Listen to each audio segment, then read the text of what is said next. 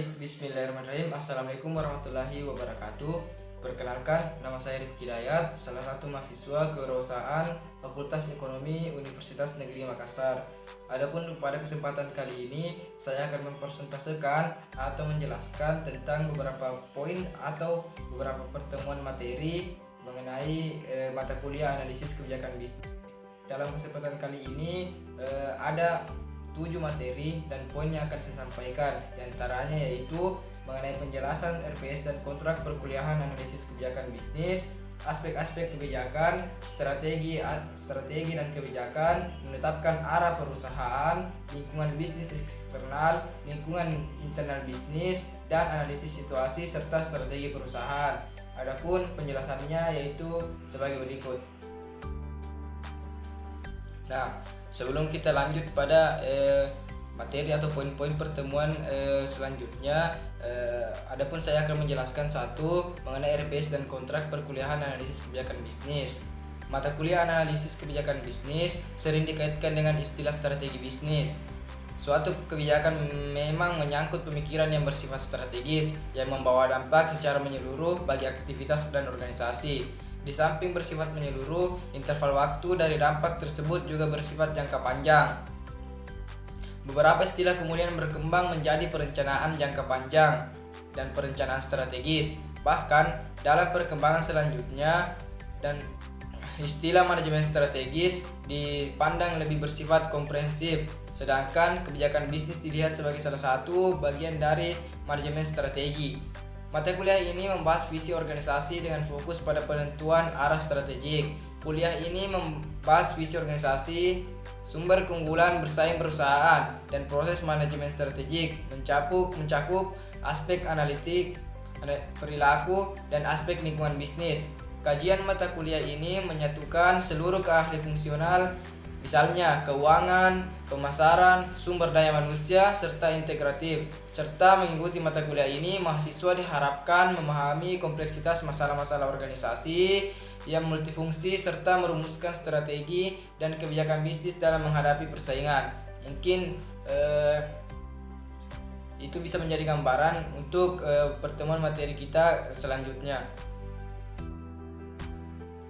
Nah, 2. Aspek-aspek kebijakan. Kebijakan dapat dibedakan menjadi kebijakan publik dan kebijakan privat. Kebijakan publik adalah tindakan kolektif yang diwujudkan melalui kewenangan pemerintah yang legitimate dan untuk mendorong, menghambat, melarang, dan mengatur tindakan privat, individu atau lembaga swasta.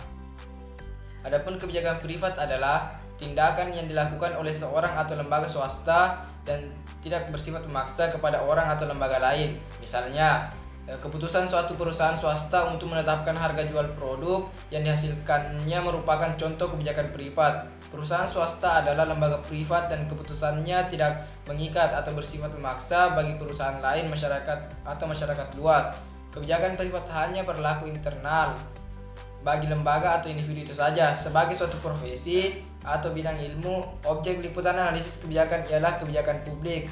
Kebijakan privat tidak termasuk dalam objek liputan analisis kebijakan. Kebijakan perusahaan misalnya merupakan objek liputan dari profesi atau bidang ilmu manajemen perusahaan. Analisis penelitian ilmu kebijakan analisis ialah proses atau kegiatan mensintesa informasi termasuk hasil-hasil penelitian untuk menghasilkan rekomendasi opsi dan desain kebijakan. Nah, adapun selanjutnya itu 3. Strategi dan kebijakan. Hakikat dari strategi kebijakan bisnis akan bisa diraih melalui pemahaman secara mendalam tentang definisi yang ditemukan oleh berbagai pakar. Strategi dan kebijakan bisnis merupakan keputusan yang dibuat pada level manajemen puncak. Keputusan yang bersifat menyeluruh ini akan mendasari berbagai keputusan yang bersifat strategis dan tentunya sangat memerlukan kecermatan dalam merumuskan ataupun menjabarkannya. Dengan merumuskan strategi berarti perusahaan telah membuat formulasi tentang apa yang harus dilakukan dalam bisnis. Penjabarannya diperlukan agar strategi dan kebijakan tersebut lebih mudah untuk dipublikasikan. Dalam pengertian umum, istilah manajemen strategi dan kebijakan bisnis sering menjadi rancu para mahasiswa acap kali mengalami kesulitan untuk membedakan antara strategi korporat, strategi pada level puncak perusahaan, dan strategi fungsional di bidang pemasaran. Apalagi intensitas topik yang disajikan di berbagai media massa, Indonesia memang lebih banyak berbicara tentang strategi pemasaran daripada strategi pada level manajemen puncak. Oleh karena itu, sebagai langkah awal untuk memahami perkuliahan ini, mahasiswa perlu menguasai proses, konten, serta konteks strategi dan kebijakan bisnis.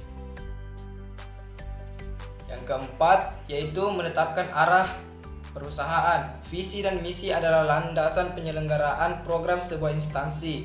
Visi dan misi tentu tidak untuk dijadikan simbol atau kalimat berbingkai yang tanpa makna. Banyak visi dan misi yang mandul karena tidak dapat dijabarkan ke dalam program kerja operasional. Banyak ditemui aparatur yang apabila ditanya tentang visi dan misi yang ada di unit kerjanya mengatakan tidak tahu, tidak mengerti, dan tidak paham, tidak terbesit dalam benak memorinya, dan tentunya tidak menjadikan sumber inspirasi dalam melaksanakan pekerjaannya. Kondisi ini mengkhawatirkan karena menunjukkan bahwa visi dan misi hanya merupakan simbol semata. Menurut George Barna pada tahun 1992 menyatakan bahwa visi adalah suatu gambaran mental yang jelas mengenai masa depan yang lebih baik yang dikaruniakan kepada orang tertentu karena pemahamannya yang akurat terhadap arti dan makna kehidupan, citra dan pesan diri, serta kepekaan terhadap situasi yang ada. Oleh karena itu, visi dan misi seharusnya mampu menjadi sumber inspirasi, inovasi, kreativitas, dedikasi, produktivitas bagi para karyawan. Dalam tulisan ini akan dipaparkan prinsip-prinsip dan dalam membangun dan mengimplementasikan visi, misi, tujuan, dan strategi perusahaan. 5. Yaitu lingkungan bisnis eksternal.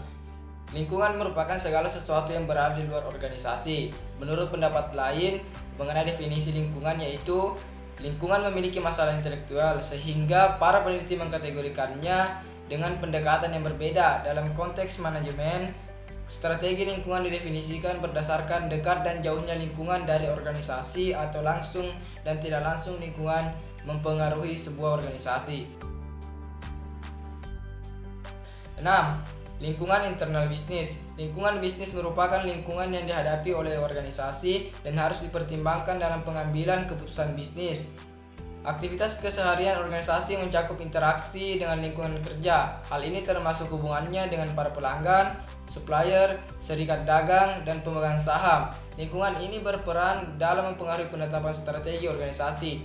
Lingkungan organisasi dapat dibedakan atas lingkungan internal dan lingkungan eksternal.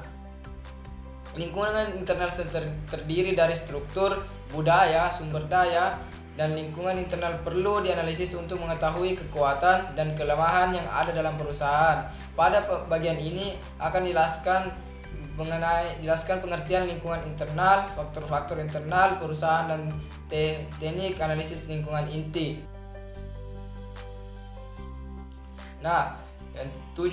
Analisis situasi dan strategi perusahaan. Analisis situasi merupakan tahap pengumpulan data yang ditempuh sebelum merancang dan merencanakan program. Analisis situasi bertujuan untuk mengumpulkan informasi, mencakup jenis dan bentuk kegiatan, pihak atau publik yang terlibat, tindakan dan strategi yang akan diambil, taktik, serta anggaran biaya yang diperlukan dalam melaksanakan program. Strategi manajemen merupakan komponen penting dalam pengelolaan perusahaan karena melalui strategi manajemen inilah sebuah perusahaan merencanakan taktik yang akan dipilih untuk dilaksanakan dan diterapkan sehingga perusahaan dapat unggul dalam dunia bisnis. Menurut Freddy, Erang Putih merupakan alat untuk mencapai tujuan perusahaan dalam kaitannya dengan tujuan jangka panjang, program tindak lanjut, serta prioritas alokasi sumber daya. Strategi adalah pilihan untuk melakukan aktivitas dengan cara yang berbeda dari para pesaingnya. Baik, Itu tadi penjelasan mengenai beberapa pertemuan atau materi tentang analisis kebijakan bisnis. Adapun kesimpulan yang dapat saya ambil adalah materi analisis kebijakan bisnis ini merupakan pembelajaran atau metode yang bisa kita pahami, yang bisa kita pelajari dalam mempelajari mengenai aspek kebijakan, strategi kebijakan, menetapkan arah perusahaan, mengetahui lingkungan bisnis eksternal cakupannya, serta lingkungan internal bisnis, di mana kita juga bisa mempelajari tentang analisis situasi dan strategi perusahaan yang tentu jika kita memahami dan menerapkan beberapa poin-poin ini atau materi ini, maka tidak menutup kemungkinan bahwa sebuah perusahaan kita atau perusahaan atau bisnis yang kita jalankan ini akan berkembang nantinya. Mungkin itu yang sempat saya sampaikan pada kesempatan kali ini. Lebih dan kurangnya mohon dimaafkan. Wassalamualaikum warahmatullahi wabarakatuh.